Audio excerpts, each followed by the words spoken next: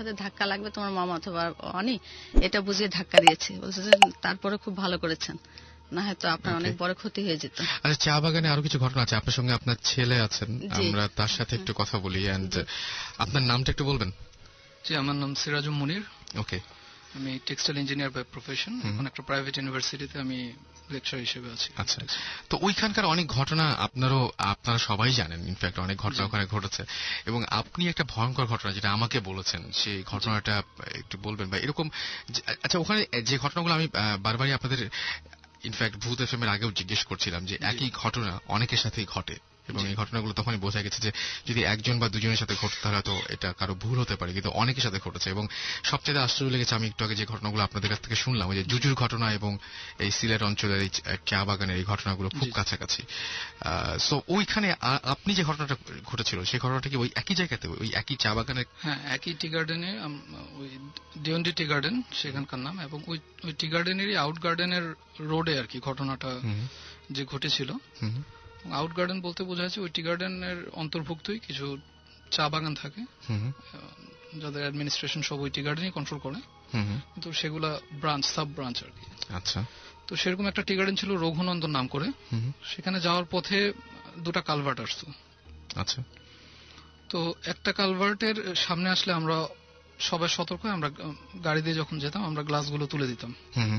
তো যখনই কোনো গেস্ট আসতেন তারা জিজ্ঞেস করতেন যে কেন গ্লাসগুলো তুলছো কেন, তো আমরা বলতাম যে মূলত আমরা সবাই এটা জানি যে পৃথিবীর মধ্যে যদি কিছু, মানে সবাই বলে আর কি, যে শ্মশানের সামনে দিয়ে গেলে ক্ষতি করতে পারে কেউ, আমরা সেখানে সাবধান থাকতাম। এবং ওখানে ওই কালভার্টের নিচেই, ওখানে তো আসলে হিন্দু এলাকা, সব যারা ছিলেন আদিবাসী এবং ম্যাক্সিমামই ওখানে হিন্দু সম্প্রদায়ের লোক। আচ্ছা, তো ওনাদের শ্মশানের সামনে দিয়ে যাওয়ার সময় আমরা গ্লাসগুলো তুলে দিতাম। আচ্ছা, তো সেখানকারই একটা ঘটনা মূলত, যে ওই ফার্স্ট কালভার্টটার উপরে, সেটা অনেক আগেকার ঘটনা, আমার এক আঙ্কেল উনি আমাকে ঘটনাটা শেয়ার করেন।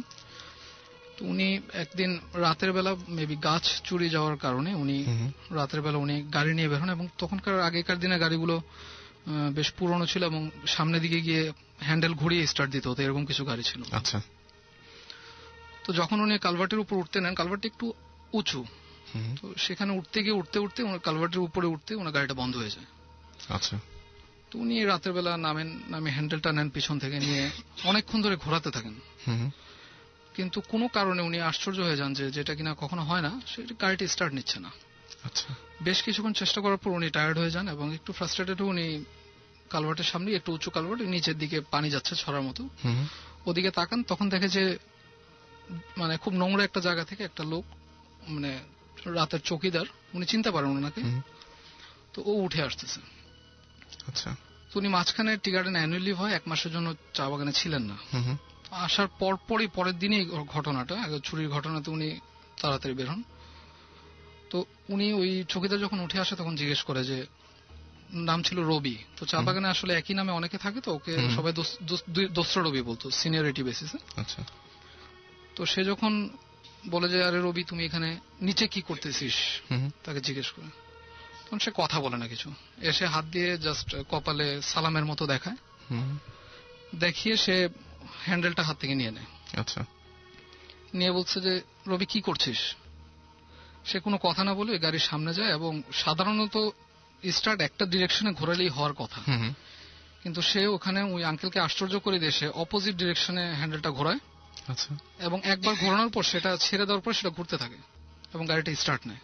আচ্ছা, উনি যদিও কিছুটা অবাক হন, অবাক হওয়ার পরে তার দিকে তাকিয়ে বলে যে তুই তো কখনো গাড়িতে কাজ করিস নাই বা মেকানিক্যাল কাজকর্ম করিস নাই, বা এরকম বুঝাতে চান আর কি ওনাকে চা বাগানের ভাষায়। এটা কিভাবে পারলি তুই, বা এটা তো কখনো সম্ভব না। কোনো কথা বলে না, তার দিকে তাকে একটা হাসি দেয়, আবার কপালে সালামের মতো দেখায়, দেখে আবার সে নিচে চলে যায়। তখন বলছে নিচে কোথায় যাচ্ছিস, ওখানে তো থাকার কথা না। কোনো উত্তর দেয় না। সে নিচে যাওয়ার পরে কিছুক্ষণ পরে উনি সামনে গিয়ে দেখতে যান, দেখলেন যে কোনো কারণে তাকে দেখতে পান না।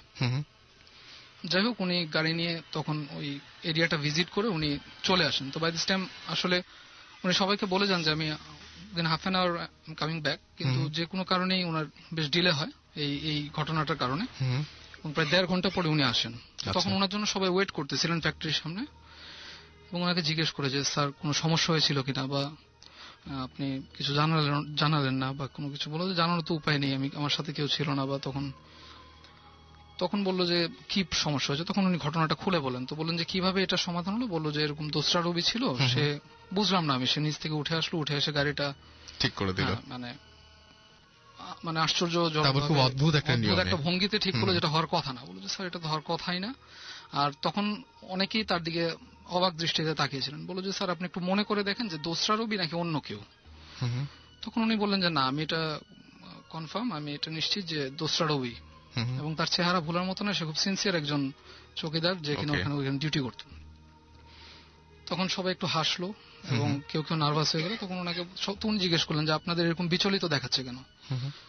তখন বললো যে স্যার উনি তো গত সপ্তাহেই মারা গিয়েছে, দোসরা রবি তো গত সপ্তাহে মারা গিয়েছে। এবং যে আপনি কোথায় ওনাকে দেখেছিলেন উঠে আসতে, বললো যে কালভার্টের রাইট কর্নার নিচ থেকে এরকম একটা জায়গা ছিল, নোংরা মতো ছিল, কিন্তু ওখানে ঘাসগুলো ছিল না। বলছে স্যার ওখানেই ওকে আগুনে পোড়ানো হয়েছে, ঠিক ওই জায়গাটাতে আগুনে পোড়ানো হয়েছে, এটা কোনোভাবে। এবং সবাই সায় দিল যে হ্যাঁ।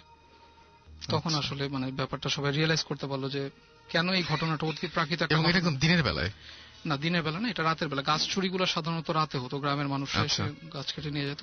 ঘটনাটা রাতে 12টার পরে, 1টা-2টার দিককার কোন একটা সময় এই ঘটনাটা ঘটেছিল। তো এরকম ঘটনা পরে, ওই যে দোসরা রবি কথা বললেন, আর পরে কখনো কেউ কোনোদিন দেখেছিল এরকম ঘটনা কি আছে? চা বাগানে তো মানে এরকম প্রচুর থাকে, এরকম ঘটনা কি ঘটেছিল পরে অন্য কারোর সাথে বা আর কিছু? অন্য কারোর সাথে বলতে মানে এরকমই দেখেছিল, যেটা কিনা টি গার্ডেনের অন্য একটা ছেলে। তার ঘটনাটা ছিল এরকম, সে খুব গভীর রাতে যখন কাজ করে ব্যাক করতেছিল, তখন তার মনে হলো যে পিছনে মানে কেউ একজন হেঁটে আসছে। প্রথমে সে ফিল করলো যে পিছনে কনফার্ম করে হেঁটে আসছে। পিছনে যখন একটু ঘাটটা ঘুরালো, বুঝলো যে একটা কুকুর জাতীয় প্রাণী তার বাম দিক দিয়ে তাকে ক্রস করতে যাচ্ছে। হ্যাঁ, তো যে কোনো কারণেই সে কারো কাছ থেকে শুনেছিল যে এই জাতীয় মানে কোনো রাতের বেলা কেউ যদি কোনো প্রাণী তোমাকে বাম দিক থেকে এগোতে চায় তোমার, তাহলে তুমি তাকে কখনোই এগোতে দিবে না। তো সে বামে চাপতে চাপতে ওই কুকুরটিকে মানে এগোতে দেয়নি। এবং লাস্ট যখন তার সোজা গিয়ে একটু ডানে চেপে একটা রাইট কর্নারে তার বাসাটা ছিল, বাসার সামনে গিয়ে সে যখন বাম দিকে ঘুরিয়ে তাকায়, তখন জাস্ট দেখলো যে কুকুরটা 2 পায়ের উপর দাঁড়িয়ে সোজা হলো এবং নর্মাল হাইট থেকে বেশ উপরে এবং মিশে গেল। আচ্ছা। তারপরে সে 1 মাস কালা জ্বর বলে সেটাকে, যেটা কিনা কোনো কিছুই না, 105 ডিগ্রির জ্বর নামে না এবং মৃত পর্যায়ে চলে যায় একটা মানুষ।